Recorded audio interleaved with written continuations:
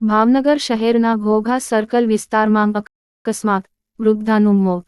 શહેરના ગાયત્રીનગર વિસ્તારમાં રહેતા વૃદ્ધા ગીતાબેન પારેખ દેવદર્શને આવ્યા હતા।